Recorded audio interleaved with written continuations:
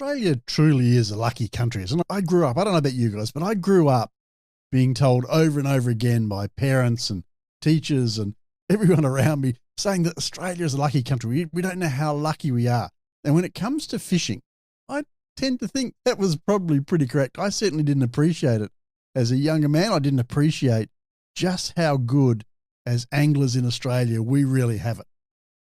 But we really do, not just the diversity of fish, but the diversity of different environments that we can fish. And like all countries, we've got our challenges and we've got our issues, and things may not be perfect. We may not necessarily always like the way that our fisheries departments operate. We might rather some of our environments were a little less tainted or a little more pristine. Or we might lament the fishing pressure in some of our more heavily populated areas. But seriously, Australia has some of the best fishing opportunities in the world, bar none. And there's probably not too many Australians who can appreciate this and who've had the opportunity to experience this more so than our guest today, Paul Wortseling. Now, Paul's been on the show before and he talked brilliantly about how to catch Murray cod in Lake Eildon. That was a great chat. But I've been badgering Paul for some months now, trying to find a time that works for both of us until we finally got the planets and the moons to align and we managed to both sit down and have a bit of a conversation. And what I wanted Paul to do was go through his 5 favourite fishing destinations in Australia. And my thinking, of course, was that Paul has far greater opportunity to experience a far broader range of environments and scenarios and fishing opportunities than the average Australian.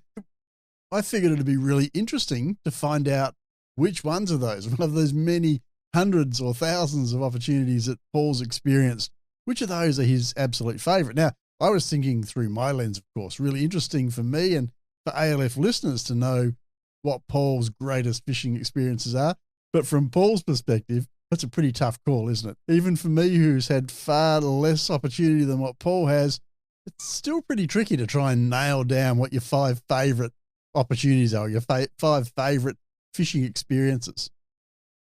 Anyway, as you expect, Paul, being the consummate professional, does it in style and shares some amazing and really inspiring stories about some of his fishing trips over the years. Now, today's episode is an ALF Plus episode, so there's one destination that Paul talks about, his favourite. He actually forgot about it and wanted to come back and circle around and add an extra one. And I said, mate, I'm always happy to talk fishing with Paul Wortseling, but if that's what you want to do, maybe we'll just keep that one aside for my Team Doc Lures members, because those are the guys who support the Australian Lure Fishing Podcast by becoming Team Doc Lures members and getting all the bonuses and the members-only content, the access to tackle deals and all that kind of stuff. So let's give them an extra treat. So that's what we've done. We've gone through 5+1 fishing destinations that Paul just absolutely revels in all around Australia.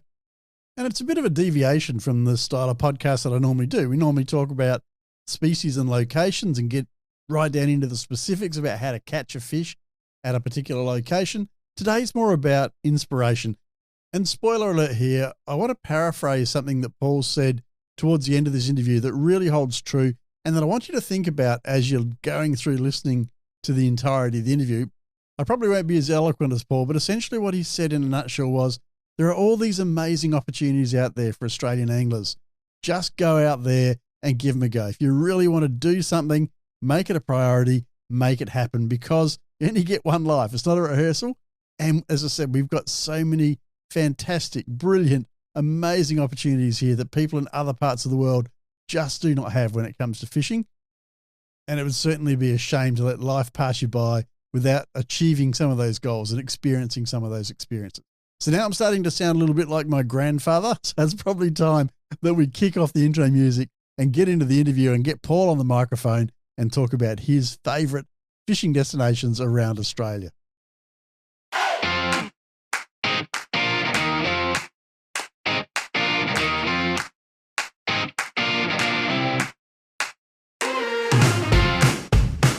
This is the Australian Lure Fishing Podcast, where our mission is to help everyday sports fishers experience extraordinary lure fishing. If next level fishing is your dream, then let us provide the tools and information that will bring that dream to life. Tune in as our expert hosts chat with Australia's best anglers and share their tips for success. Then check out our website. It's one of Australia's largest and most popular online fishing resources. But right now, settle in to listen as ALF founder Greg Doc Lures Vinyl delivers today's episode through the nerdy lens of a scientist, lure maker, and sport fishing tragic. Ladies and gentlemen, welcome to another episode of the Australian Lure Fishing Podcast. And what a treat we have today, because coming back on the show after many episodes is none other than Paul Wortseling. So Paul, mate, it's been a long time. I think episode 208 was the last time that you're on the show. We're up to about 660 or something like that now, but a long time coming, but it's going to be worth it. Oh, look, I knew it would be a while, mate. I did such a bad job last time. I was surprised I got an invite. Quite the contrary, mate. Quite the contrary. Got lots and lots of feedback on the previous one. We talked about fishing Lake Eildon, as I recall, and it was a great conversation. But today, mate, we're going to do something a little bit different, and I think this is going to be right up your alley, but also very tough call for you, because what I've asked you to do is to come up with 5 fishing destinations in Australia that you would love to go back to, your top 5 fishing destinations. And we're going to talk about each of them and get down to tin tacks about why you like those destinations, what you fish for there. So it's a big call because there's a fair 17,000 kilometres of coastline, mate. Have you got a few spots in mind? Yeah, look, this is a tough one. I've put this in the too hard basket for a while. How do you pick 5? It's like asking someone with 3 kids to pick their favourite. Yeah, it's like being on the plane, which kid do you give the oxygen to, right? Yeah, exactly right. So I made a list initially, and I had it, and then I went and said to Jet, Jet, what are my top 5? Because we talk fishing 24 hours a day. Of course. And he started throwing some out. Oh, that's the best. And then we had a list of 15. And then what I ended up doing, I literally cut it back to 5 based on wonderful experiences, because I've been lucky enough to catch some pretty cool fish in some amazing places. But sometimes when you think about a place, it really touches you. You just go, that was special. Yes. And each of these places are about 3,000 kilometres long, but I just have a special relationship with these places, and there's plenty others that are just as good, and there'll be one that'll come up and go, oh, how did I forget that? But these are 5 that I've actually had to put my name on and go, you know what? I love them. They're just the bomb. Awesome. Now, normally when I go through this kind of format for an interview, mate, people will give me 5 rivers or 5 bays, or, like you say, you've given me 5 spots, but some of them are 700, 800 kilometres long. So you're not limiting yourself too much here, and I'm quite okay with that, because I think we can have quite a decent conversation around that. But let's not keep people in suspense for too much longer, mate. Let's just launch straight in and talk about, and we'll do this in reverse order perhaps. Have you put these in order of favourite to least favourite of the 5, or is it a random? I just you couldn't, can't mate. Hit me with anything. Which one do you want to talk about? Mate, let's start with Coburg Peninsula. It's a place that I personally haven't been, but it's on my bucket list, mate. I can't wait to go there. So tell us all about Coburg Peninsula. It is such a special place, and really weird. I'd never gone there. Like, this one of those places I never really got to. It's not easy to get to. You got to fly from Darwin. I think it's about a 300 or 400, 500 kilometre flight. And now you're in the air for about 30, 40 minutes of light plane. And all of a sudden I ended up going there. And then by chance I went there the next 6 months again, and then I went there again. And this is all through coincidence. And when I was there, I was actually fishing in a place called Seven Spirit Bay. Yeah. And it was but that's not really a fishing lodge anymore. And when we were out there, we saw these tents up on a hill. And I said to the boys, what are those tents? I said, oh, that's Coburg Fishing Safaris. Oh, yeah.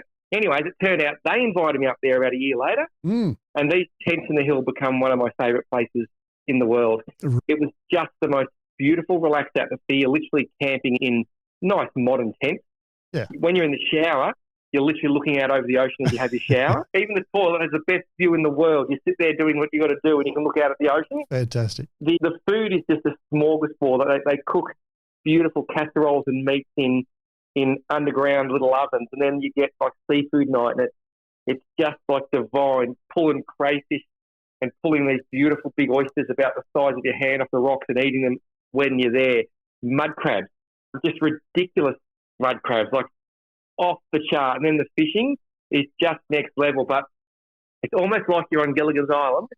It's so far from anywhere. Yes. But you've got so many options, from barramundi to golden snapper to jewfish to GTs to mackerel to tuna. It just gets on and on. And the land-based fishing for barramundi, I've rarely seen anything like it. Wow. And then we throw a metal slug out and you catch a big Spanish mackerel land bait. Yeah.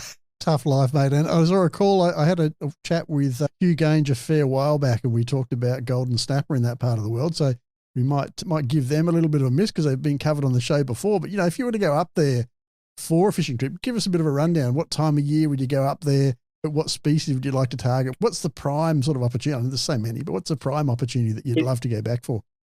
Yeah, look, it really is an any time of the year thing, but I'd speak to Hugh because he knows his stuff. I spoke to him a couple of weeks ago. Later in the season, the build-up's really good. Yes. So that build-up always towards Christmas is great. But one of the fish I do love targeting there, funny enough, is coral trout. There's some beautiful trout.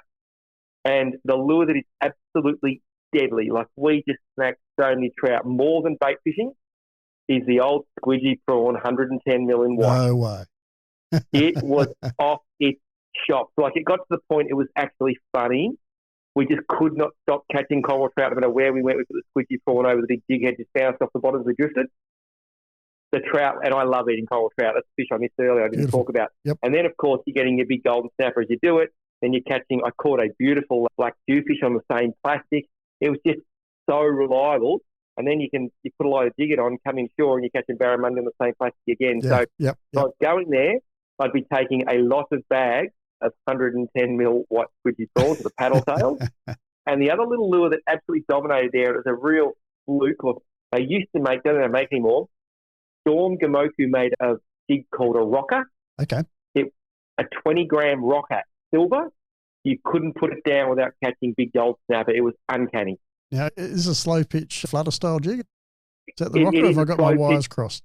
No, you're spot on, mate. Slow pitch flutter style, but quite chunky, which sort of goes against the grain for a flutter jig. Yes. But in the silver, and only 20 to 40 grams from memory, they just smacked them. Wow. Okay. Now, mate, these trout that you were bagging, were you inshore getting the bar cheeks, or were you going out deeper and getting various other species of coral trout? Mainly bar cheeks. But we did get a few of the other ones, and mainly fishing around that from memory, because it's a few years since I've been there now. But I think we did a lot of fishing in sort of 10 through to about 25 metres of water. Yep. Just bounce. And there was a few little reefs really close to the lodge. Like one of the reefs is 5 metres of water, and we're catching big coral trout on the edge of that. Yes. And then we're catching dews at the same time. Like, it was just ridiculous. And this is what I probably shouldn't air this episode now that you've told this story, because it's a place I want to go before too many other people go there. But this is one of the stories I've heard as well, is the large quantity of extra large fish that can be caught right in those inshore zones without having to really travel a long way in the boat. So you're maximising your fishing time and minimising your travel time. Once you're there, of course, a bit of travel to get there. Yeah, absolutely. Like, you can literally catch fish off the beach where you launch the boat, or the boat's in the water. And then there's a little sandbar where you don't have a sandbar and catching massive queenies land based on the sandbar. So Hugh and the guys there have got it so down pat now. Yes. That you're going to catch fish no matter what the conditions. And it's just really relaxed. Just not get up at 5 in the morning. Just get up, have a beautiful breakfast, wander down the boat, fish till you can't fish anymore, and then come and eat some of the best food you'll ever eat. Gentlemen's fishing in paradise. What could be better than that?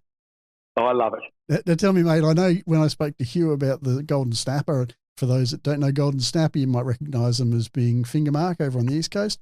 But Hugh talked a lot about using feathered marabou jigs and that sort of thing because it was an economical way to fish in a place that could be pretty unforgiving on terminal tackle. Did you drop any of those over the side?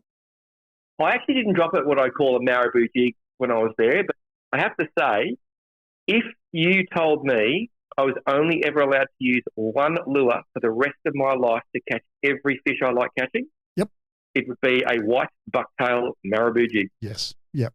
Like, that's it. That is the best lure in the world. And I hope a few people are taking notes here, because how many tackle boxes do you reckon have got white bucktail marabou jigs sitting in them? None. Yeah. And you know what? I'm the biggest offender. I probably don't have one in my whole fishing room. I've thousands of lures because they're not fancy enough. They don't look good enough. Exactly right. They catch everything. And they do. I remember a day at Melville Island, Ashley Strait.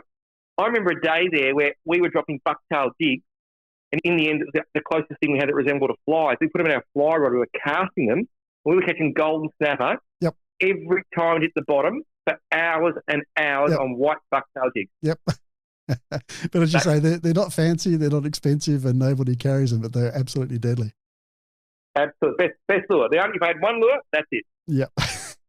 Now, mate, you've already alluded that this is fishing luxury because you don't have to worry about times and getting up early and being on the right tides and that sort of thing. But what are the tides like in that part of the world? Across the top end, generally speaking, we have some pretty big tides. Is it pretty big there as well? Yeah, it's not bad. It's a funny one. I can't remember them. Right. So that tells me they're not too brutal. You know what I mean? Yep. Like we were always able to launch the boat. I remember the low tides because we did a lot of land-based fishing on them. Yes. But not brutal at all. And the best thing is the guides there know exactly what reef, what point, what place to be for each particular tide based on the run and which way it's going. Yes. And one of the things I love about those trips, I don't have to think. Yes. So when I take my boat away filming, I've got to think a lot because I'm thinking about, have I got a wheel brace? Did I remember this? Did I remember every single rod? Did I remember every single lure for every application? Did I remember the bait? So you really get it. It's pretty highly strung. But with these sort of trips, you literally say, what are we doing today? And you get guided. And that's one of the reasons I love it so much. And I think it does become that gentleman's fishing. And I think it's the sort of thing families should be doing together. Absolutely. That maybe aren't dead keen fishers, but what an excuse for a father and son or a father and daughter or a mother and daughter to go and just spend time together. There's a lady who lives down the road from me who I know through a friend of a friend, and every now and then she just sends me a text that says, Paul, I'd like to try fishing. Where should I go? And I send her to Coburg, and she just had the great time ever. She went there by herself as a female angler. Yep. She'd fished once before in her life. I sent her to Melville Island. Yes. And she had the time of her life, and that to me is what a fishing experience is about. Yeah, you can send me to Coburg anytime you like as well, mate. So I'm ready to go. Got my bags packed. Awesome stuff. But anything else we need to know about fishing Coburg? I think you can, for those who are a bit adventurous, there are tracks you can four-wheel drive in there. You've obviously taken the more comfortable route and the faster route, which is probably the way I'd go as well. But am I correct in saying that you can drag your camper trailer in there and camp in the campground? You can, but I would not. Okay. It's the end of the earth. It's the end. I would not want to spend all that time travelling out there. Plus, I'd want to go with a guide and new stuff. The first few times I went up that area, we caught stuff all. Yes. And it was not the guide's fault, but he'd never fished there before, so he really had no idea. Yep. When you're fishing with people who know it like the back of their hand, your catch rate goes up tenfold. If you want to take a week off work and spend all that money, you want to be catching fish. Yep. Now, listeners, please take note. We're talking to Paul Wortseling. This is a man who probably fishes more days each year than what he doesn't fish. That wouldn't be any exaggeration. Has fished all over Australia, all over the world. And he says when you go to a place that you don't know well, that you can't fish that often, you really want to go with a guide because you're not going to waste all your time and money going there trying to figure out where to fish. These guys have got their finger on the pulse. Yeah, and that applies wherever you go, mate. I'm a big fan of going on guided trips, even if you're taking your own boat somewhere. Get out with a guide for the first half a day or a day, learn the ropes, get a feel for the water, get a few tips and a bit of advice from them, and then by all means go out and explore. You're in for a big disappointment if you travel to somewhere like that and you've got no idea where to start. I've been to some of the best places in the world and had horrible fishing because I had someone who didn't know what he was doing. Yes. Or I was stuck there by myself and just had to make it up on the run. Yep. And by the time I figured it out, it was too late, or I only got half a day of great fishing. Yeah. It took me 3 days to find them. Yeah, and you'll figure it out given time, but usually we don't have the time is the problem. That's exactly right. If you look at the cost of a fishing trip and the expense of travelling, the cost of a guide for a day is such a small percentage when you really look at overall. And people spend it on the bar the first night and not even think about it. Exactly right. And the experience that you gain, going out for a fish with somebody who's got years, decades of experience on that waterway, you're not going to get that coming along as a visitor. Even if you're turning up 3, 4, 5 times a year, you're not going to get that level of experience. You're paying to gain that, right? And to save yourself some wasted time. Anyway, I think we've laboured the point long enough. Mate, is there anything else we need to know about Coburg Peninsula? Yep, just go there. Go. Book it now. Get a ticket, go. Correct. Just do it. It's a great part of the world and he will look after your legend. Good stuff. And we will definitely put a link through to Hugh's website on the show notes for this episode, folks. So go and check that out and check out Hugh's episode on the podcast as well. Righto, Paul. Let's just work our way down the list. And the next one that comes up on your list is no surprise to me. In fact, I'd almost have been surprised if it didn't turn up. It's Exmouth in Western Australia. It's a very special place. And I have to be careful when I say that, Exmouth, because I used to describe it as and don't take this the wrong way, but I used to describe it as the most crappy little town in the most beautiful part of the world that you go there with no expectations, but you just fall in love with it and you can't understand why. Yeah. Does that make any sense at all? And when I say it's crappy, it's not crappy, but it's just, there's nothing special about it, but it's just the most special place ever. And I don't know how to express that, but I absolutely just love the place. I reckon I've been there at a guess 15 times. Yep. Some of my most special memories of my family at Exmouth, staying at the Novotel, Ningaloo there, just having a wonderful family time, but then catching some incredible fish. The fish, I caught my first bonefish ever on my very first cast ever, 4 bonefish filming at Exmouth. Right, wow. Probably the most special, one of the most special fish in my life. I caught my first swordfish deep dropping in Exmouth. We were walking through the marina, and Jet saw a little squid. And he said, "I'll catch it, Dad." I said, "Yeah, catch it for bait." We caught this squid. We put it in the fridge at the place we were staying. Went out the next day after catching black marlin, sailfish, jobfish, pooker. I caught everything you can imagine. We saw killer whales. It was one of those days where you literally go, we could not tick another box. 1 o'clock, and I said to my mate, "Why don't you try and catch a swordfish?" Now, this is a fish I've been targeting for 20 years without getting a bite. We dropped this little squid down, bang. 2 minutes later, we hooked a swordfish and caught and released my first broadbill swordfish. That was back in 2014, and when not many had been caught in Australia. It was a pretty special moment. But where do you start at Exmouth? Obviously, it's probably one of the best marlin fisheries in the world. It's one of the best because obviously they've got blacks, blues, and stripes. Then you've got swordfish as well and sails. So you've got every billfish species and very close to shore. Then you've got GTs on the island, some of the best GT fishing I've ever had in Australia. Then you've got golden trevally just out of the marina, like 1 kilometre there's a reef, and you're dropping down little jigs, doesn't matter what it is, and you're catching 30-pound golden trevally one after the other. And then you go around the Cape and you're casting for spangled emperor, and you troll for tiger squid inside the reef. Like, I'd never done it before. You troll and you hook one up, cast behind, catch another one. Like, I'd never trolled for squid before. Then you go deep dropping, get your Rankin cod, you've got your red emperor, Maori sea perch. The list just goes on and on. Now, it is a very special place. The town, from memory, is only a town of a population of around a couple of thousand people. It swells ridiculously due to its incredible fishing, but it's a little town on the edge of the ocean in the desert with an incredible history. Like, the Americans had a naval base there, I think right to the 50s. They were still driving cars, left-hand drive cars, and they took American currency. Right. Yeah, and that base is still there. I went to the Navy base recently. It's like the basketball court's still sitting there. Everything's sitting there, hasn't been touched. So the history is very special. The fishing is very special. It's just an amazing, I can't speak strongly enough about what an amazing part of the world it is. And mate, I'm going to throw you out a challenge here. The next time you find yourself in Exmouth, what I want you to do is walk into Exmouth tackling camping and hand Steve Riley a greenback and see if he'll accept that, mate. You never know, he might. I reckon he'd take American currency if you're buying Australian lures. That's my... I'd take it, especially with 1 for 1. Yeah, and look, you got to exactly right. The exchange rate is definitely favouring you. But mate, when you do go in there, make sure you ask Steve about his second favourite fishing spot. Right? You never ask him apparently for his favourite fishing spot. You got to ask him about his second favourite. So that's. I'll do that, mate. I haven't been to Exmouth for a while either. I've been busy travelling other places, but I will get back there and I will go down the peninsula and just sit in the water and in that aqua beautiful blue water and have all the garfish swim around. I remember when Jet was a baby, we had one of those things that floated. Yep. He was floating down near Yardie Creek somewhere and he was feeding garfish and dart. And they were literally nipping on his little feet and toes. It was just some of the snorkeling and diving there. The snorkeling is just off head. And then like I did the whale shark dive there as well, even though I was a little bit nervous. That was just amazing to dive with whale sharks. And then another day I'm coming out of the marina and my guide on the boat, good man, says to me, "Josh," he goes, "Paul, we're in 6 metres of water. There's a humpback whale coming in this direction." Wow. Like a humpback. So he said, if you want to dive in the water right now and just dog paddle, he might swim to you because you're not allowed to go near the whale, but he can come to you. Yes, exactly. Yeah. Yep.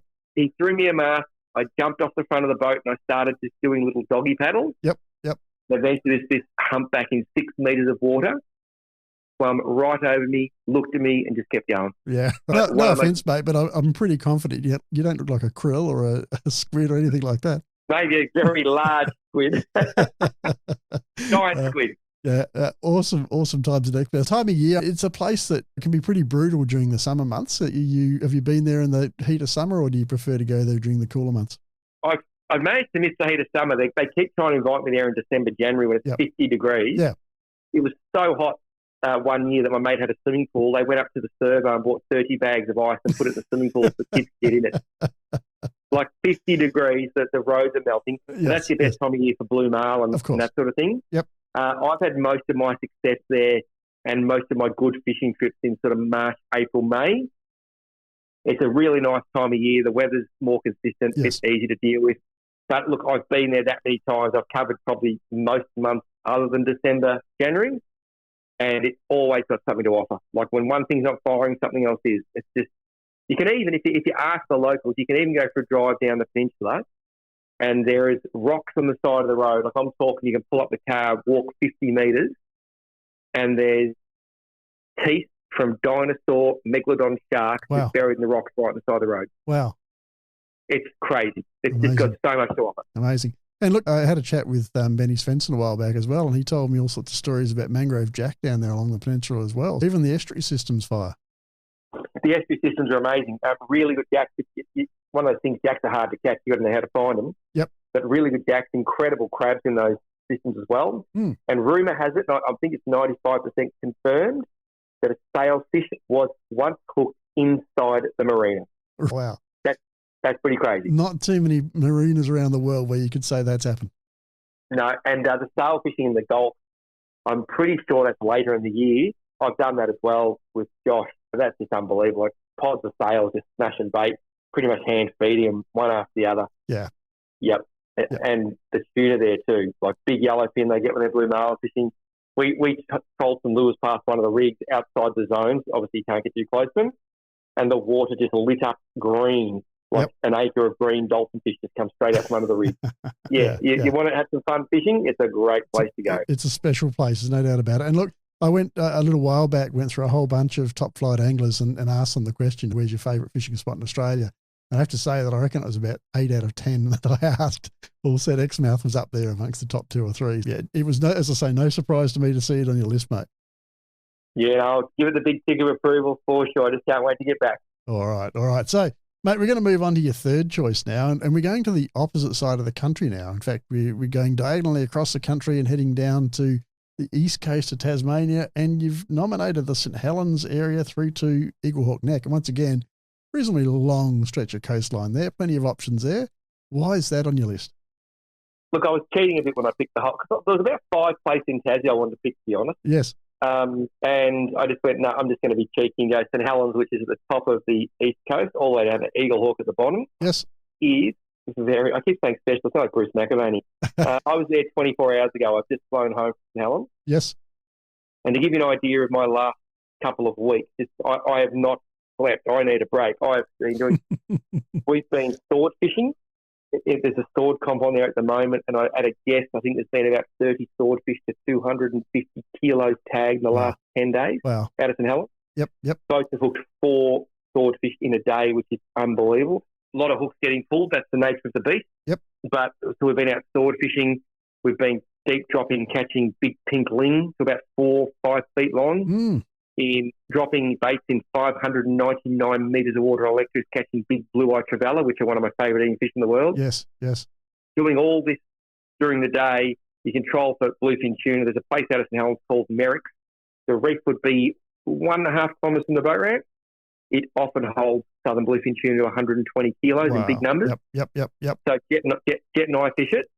I let him drive in while I wind the lures. I wind the lures in, then we start to the boat ramp. I've never once got all 4 lures off the swivels and wrapped up before we get to the ramp. Like that's pretty incredible. And they're serious southern bluefin. That's pretty special. The crayfish out of there, OMG. Unbelievable. Yep. We spent a bit of time there. I did a day with Christy and Jet back in January from memory, and I grabbed my mate's boat because he was out for the day, and I said, look, I just want to take Christy and Jet potting. So I went and put 3 pots in. We got 3 crays, which you're only allowed to take 1 each. Yep. The best one was 3.3 kilos. Yes. So we went home that day with about 6-7 kilos of crayfish for 3 crays. Yep. And not that everything can be monetised, but that particular day, based on the market, those fish are worth well over $1,000. Yep. And you just go, how lucky are we to be able to just go and grab $1,000 worth of crayfish? Like I brought crays home last night in my suitcase.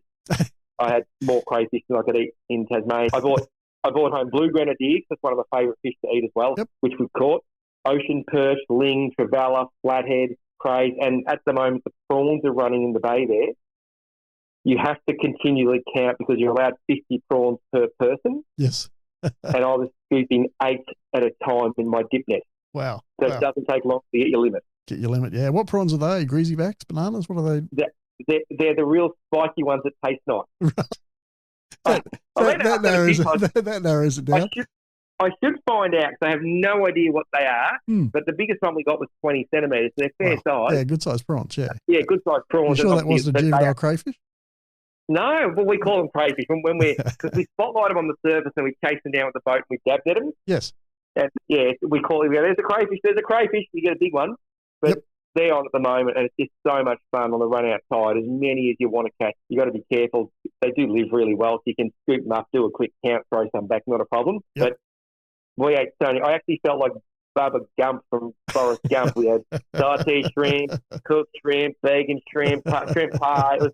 We had to find more ways to eat shrimp. That's incredible too. And then in the estuary there, we've got sneaky little spots where Jeff and I are going out and we're casting soft plastics and we're catching brim well over 40 centimetres on plastics. And then you walk 5 feet to the left and you know if you cast left of that, you're catching silver trevally to 55 centimetres. Yep. Recently, like in the last sort of few months, someone got a cobia in the bay there, which is very rare, caught while whiting fishing.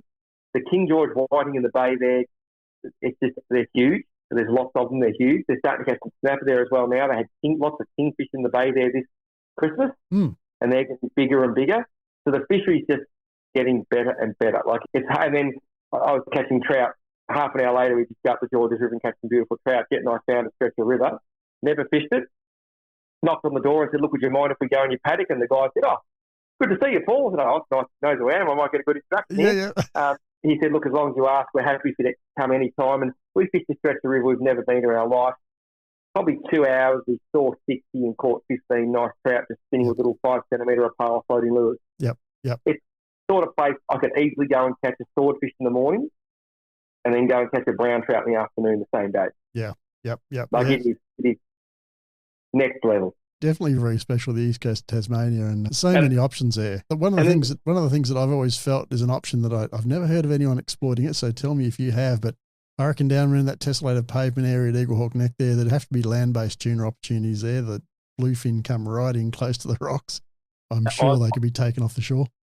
I've done many pieces to camera on those steps. Yeah, I know them very well and had to do my research. But yeah, absolutely, there's some land-based opportunities there because it's actually flat enough and down by the water and that Pirates Bay area. And that's another reason I had to mention that part of the world. It's so incredible. It's so deep, so close to land. And I've caught 2 of my most special fish ever out of Eaglehawk Neck, which is why I had to get a Guernsey.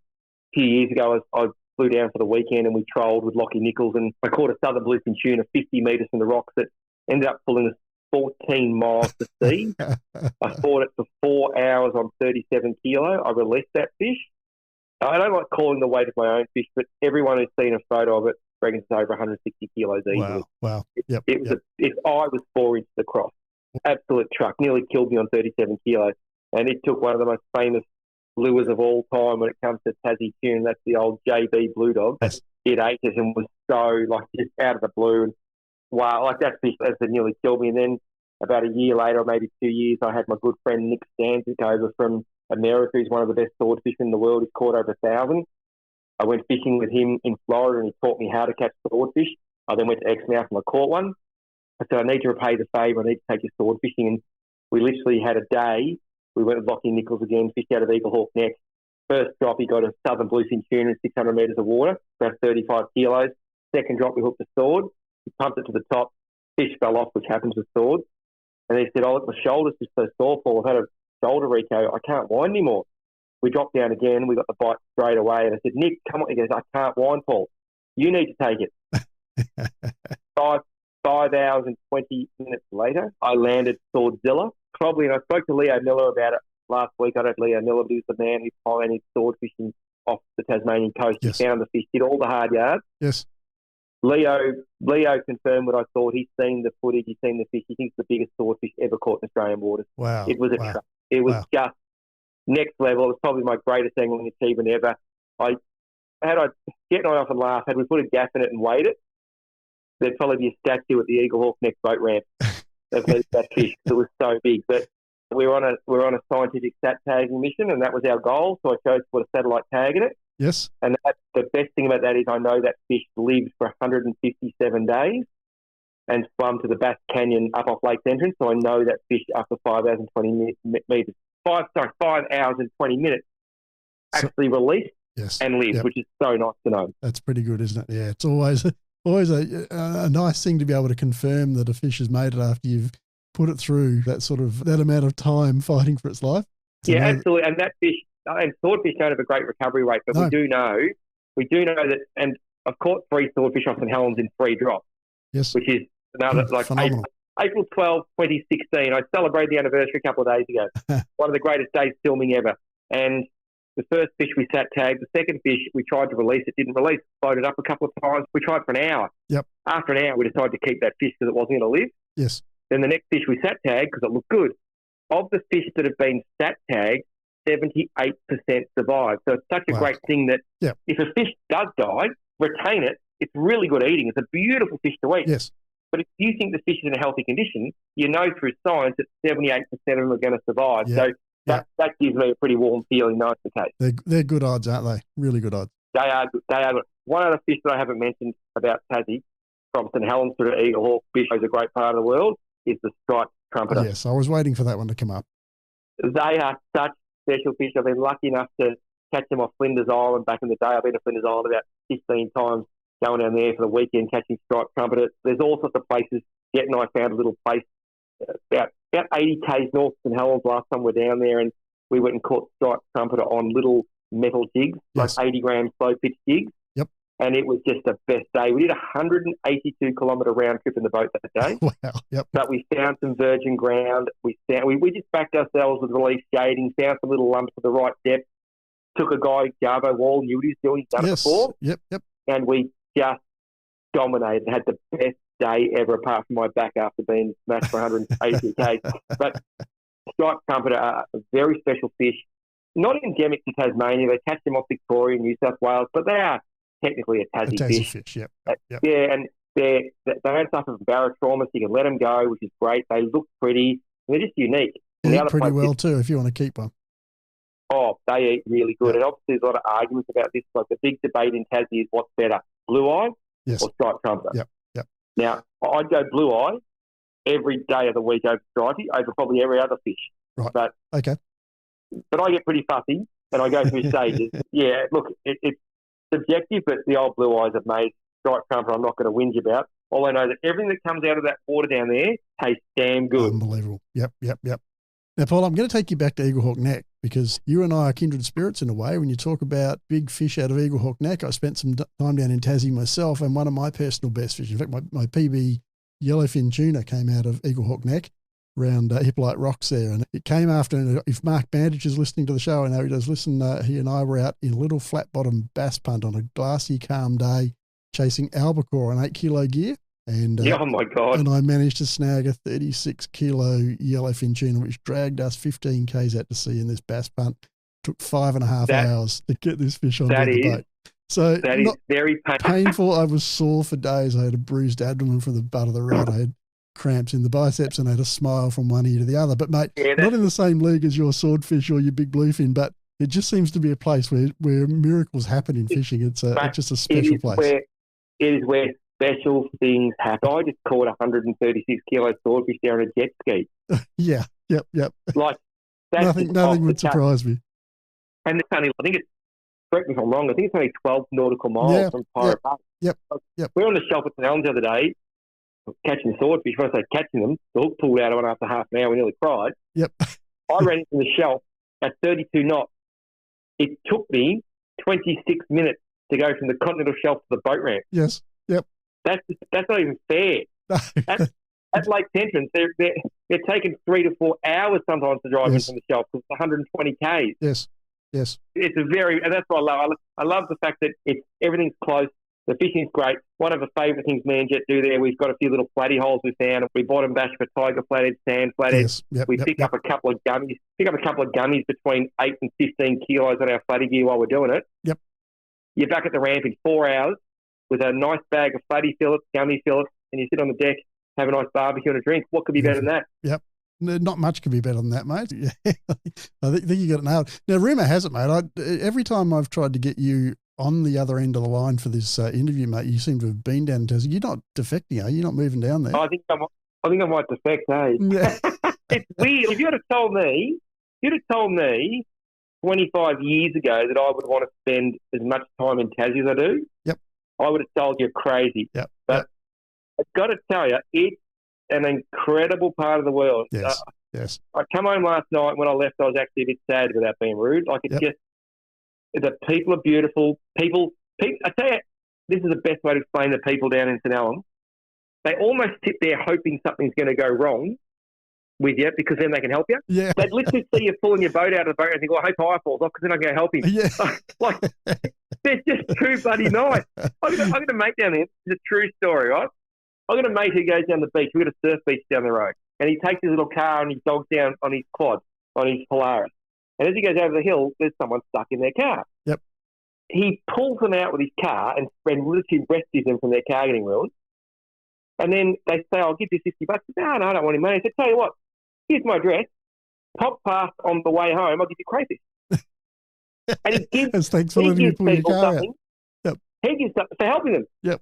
And that's what the people are like there. They're just good, really good people who love the sea, love the simple things in life, and that's obviously why they're drawn down there. And it's I keep saying special. It's an amazing part of the world.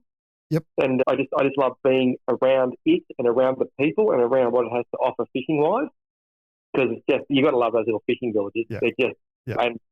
and the steak and pepper pie at Banjo's. Oh, you go there just for that. I remember those steak and pepper pies from Banjo's. Yep, absolutely. All right, mate. Let's move on. We could talk Tassie all day. I know you're very passionate about the place, but we've got two more places to get through, mate. So we've done Coburg, we've done Exmouth, we've done St Helens to Eaglehawk Neck. The next thing on your list, mate, it just says on my bit of paper here, it just says GBR. Now, I'm sure that can't be Great Barrier Reef, because the Great Barrier Reef starts down around Flinders Island off Cape Morton there and goes all the way up to PNG. So that's just way, way too big an area to be one fishing destination, isn't it? It's only one reef. Technically, it's one spot. Technically, it's about 2,500 reefs all joined together, mate. It is. And look, I started thinking about, because I love Cooktown, I love Port Douglas, I love Cairns, and it just goes on and on and on. I love Mission Beach, I love Mackay, I love Airlie Beach. I started going, I can't pick one over the other. It wouldn't be fair. It wouldn't be fair to the area, the people. Yeah, the locals wouldn't let you back. No, exactly right. So I said GBR because it is a special, amazing part of the world that's full of life. And one of my greatest catches ever there, I was lucky enough to catch a 1,000-pound black marlin out of Cooktown one day. And as a little kid growing up, that was probably one of my greatest dreams, was to catch a marlin. Then when I caught a marlin, everyone would like to catch a grand. That's like the bucket list. And I did that, so that's got a very special place for me, fishing with that Timmy Dean on Calypso on a glass out, absolute glass out, 100% humidity, stopped the fish in an hour on 1:30, and I nearly died. Like, I didn't enjoy the experience at all. I just wanted to vomit. My hands swelled up twice their normal size. I looked like an Oompa Loompa, and I was just ill. I was so ill, thinking that sharks might eat this fish. Yes. Getting ripped out of that chair, like fishing 130 and 1/3 the drag. I was literally hanging on for my life the whole time. Yes. So that part, like, having done it, great. At the time. Yep. And the day before, the silly thing, I caught a 750-pound black in 5 minutes the day before. Just bang, done, easy. Yep. But every fish is different. And then I've been lucky enough to fish with the team at Quest Angling Expeditions down at Airlie Beach. Like, they run the greatest show on earth. They take smaller groups on long-range trips. They've just bought a new boat. Their old boat, Ghost, was amazing. This new one's just a pumped-up version of it. And I reckon Luke Griffith, who runs that business, is one of the best charter boat operators I have ever fished with. Wow, it's big accolades from a bloke who fishes with a lot of charter boat operators.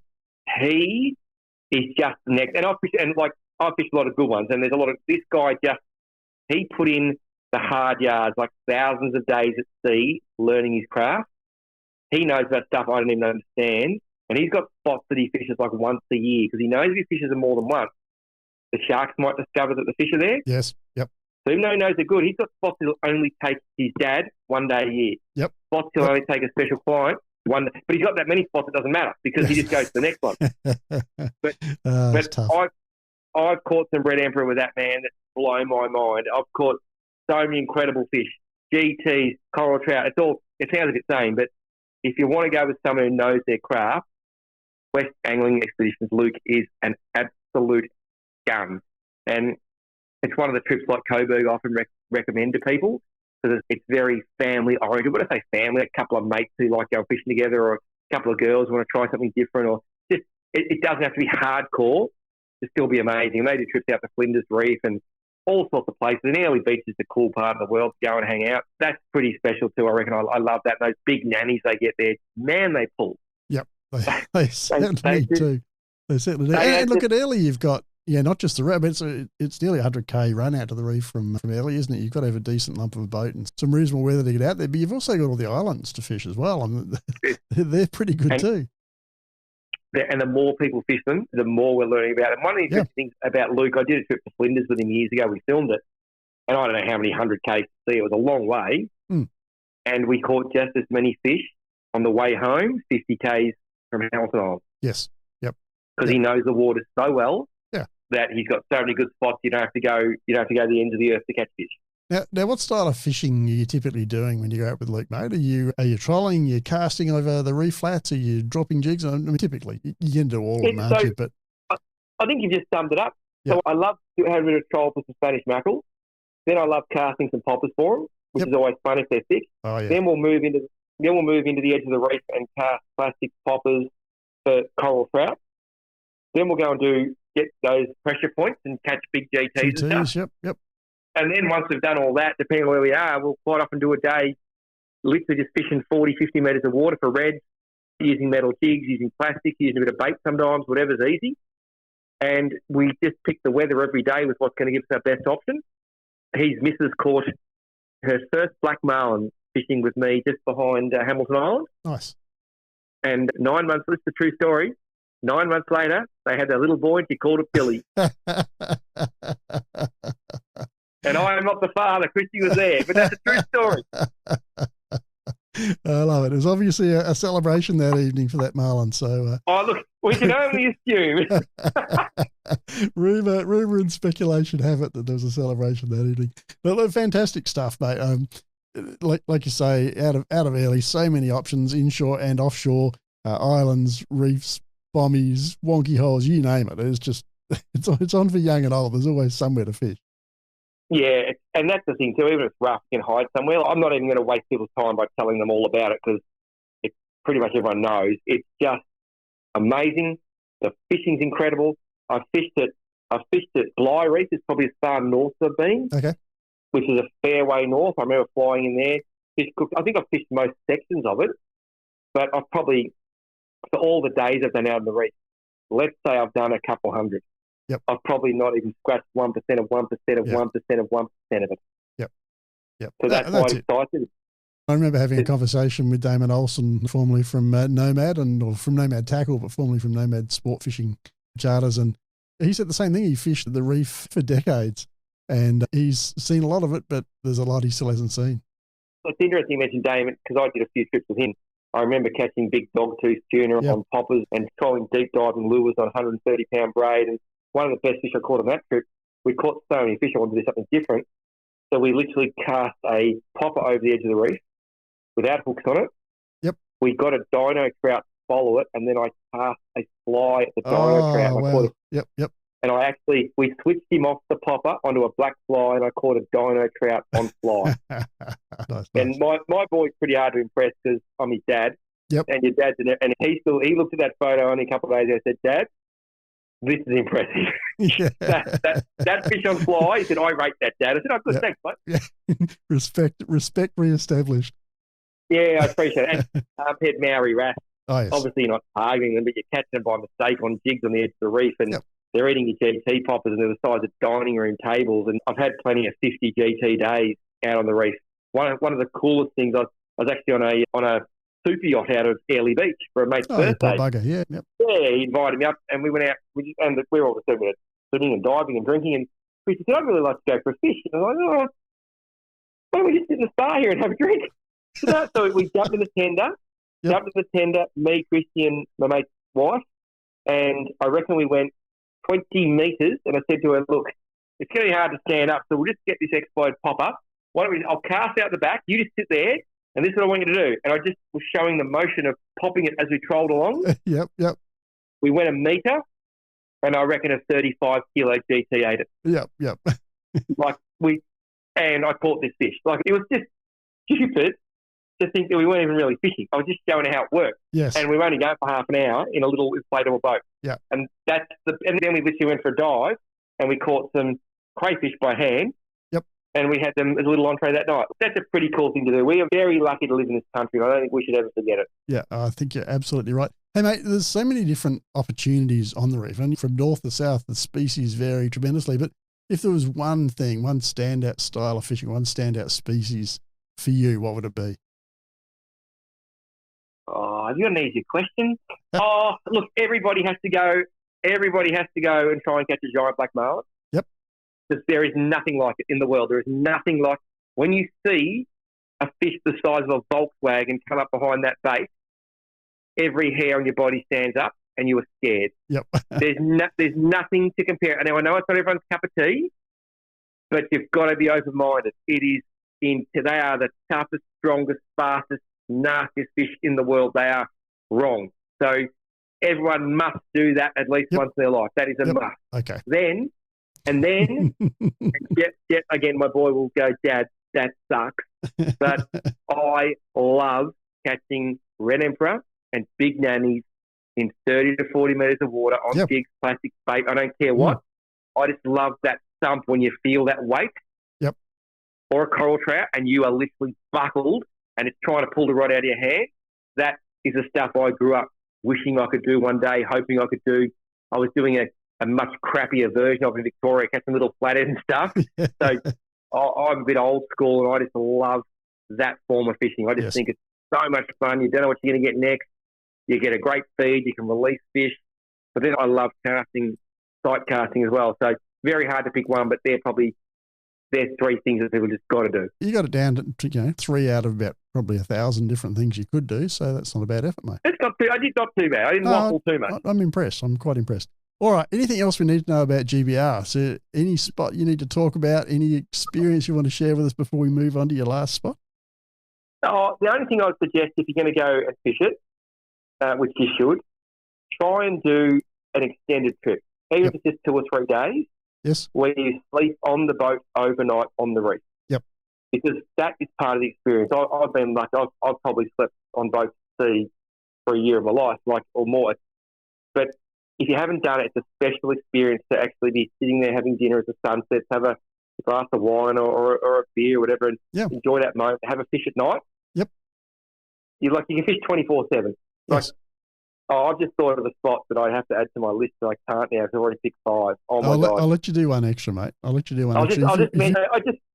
just put myself in that picture and remember the trip that and it's number 1 too. It knocks all these off the list. I'll tell you what I'm going to do because I've got a bunch of guys that support the podcast by becoming members. So I'm going to save that one. We might do that last, and I'll save that as an extra for those guys. How's that sound? Let's do that because I just can't believe I didn't even think of it. Oh my God!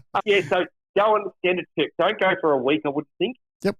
But go for 3 or 4 days if you can and just enjoy that experience of living on the water and seeing the reef and everything. Yep. And the reef, by the way, is alive and well.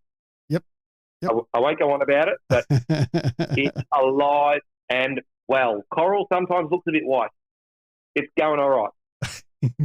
So says Paul, and who are we to argue?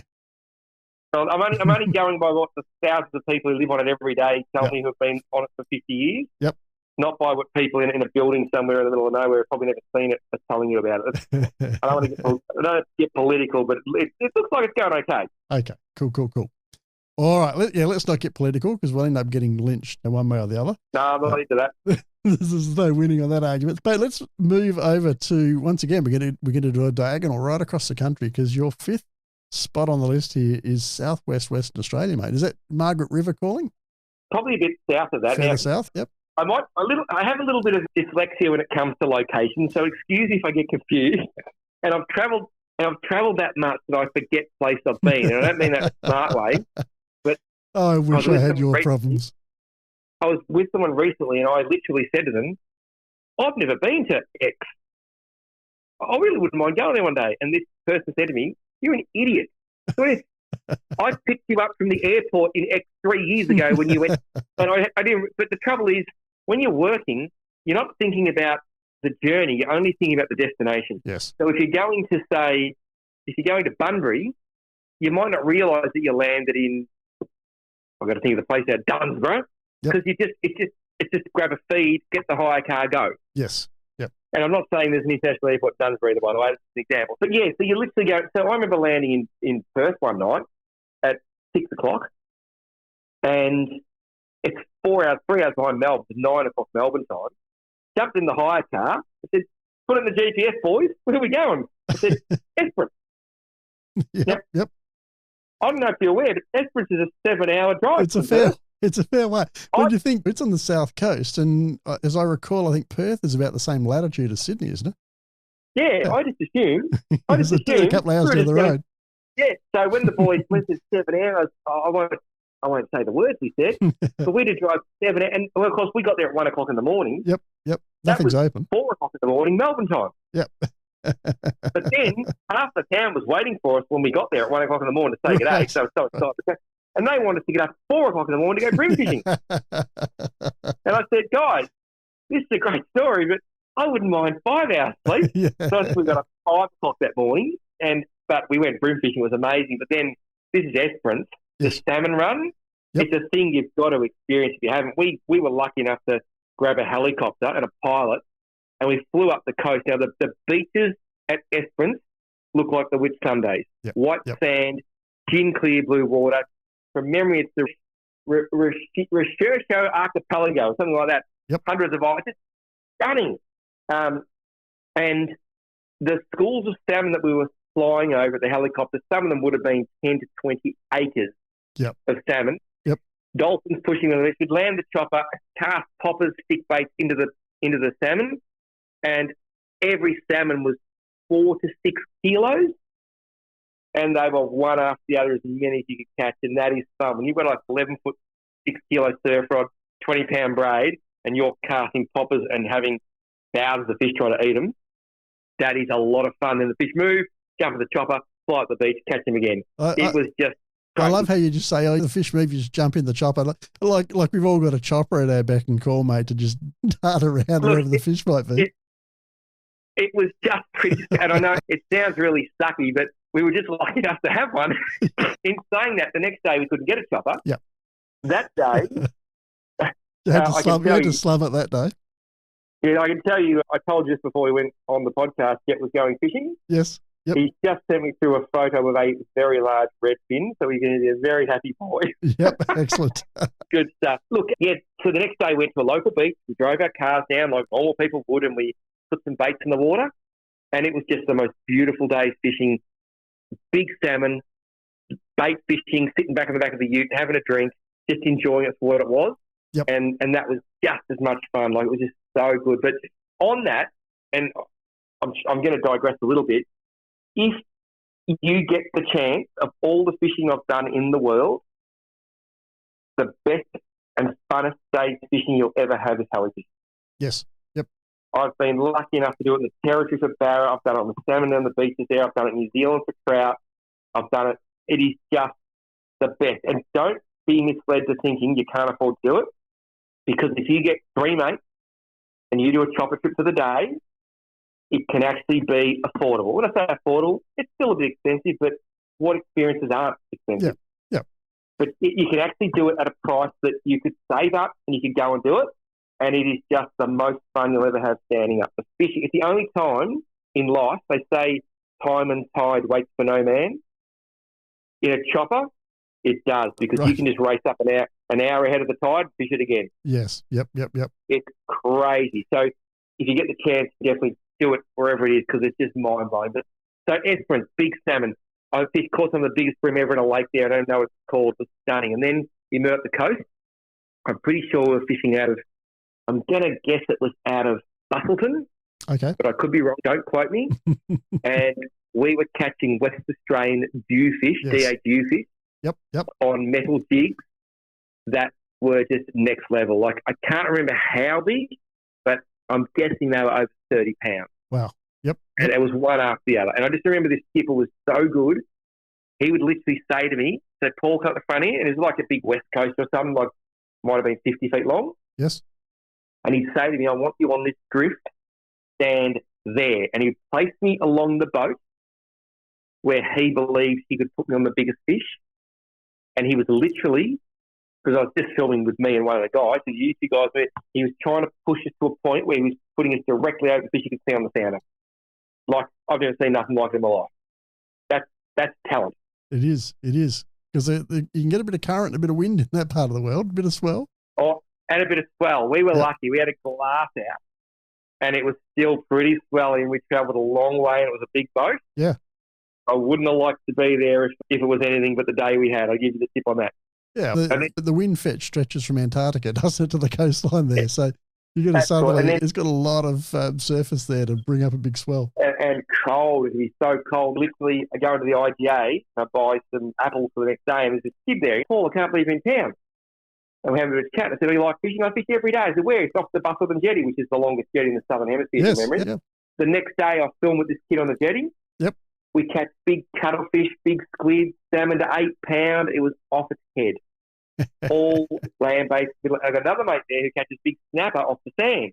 Yeah, okay. And so it's just non-stop. Then we move up the coast, and it's just. And then I had another great experience. I can't remember the name of the place. I think it might have been Two Rocks, if that's it. I can't remember it. I fished with an old guy called Rev, and he'll hate me saying he's old, but he's old. And we were literally catching 6-inch Tommy Ruff with a rubber-looking float, the tube. Yep. And then we went back to his place, and he smoked them up for us, and they were absolutely sensational. I had a great day. So I just have so many amazing memories of that part of the world. I fished, one of the last fishing trips I ever had with my great mate Hal Harvey was down at Margaret River, trout fishing in a river, catching rainbow trout and redfin behind a winery, and then having a beautiful dinner at the winery that night. It's a very specky part of the world. It feels still a very untouched and a great place that you can go and just explore. Fantastic. Mate, that's 5 places down, and you've done remarkably well.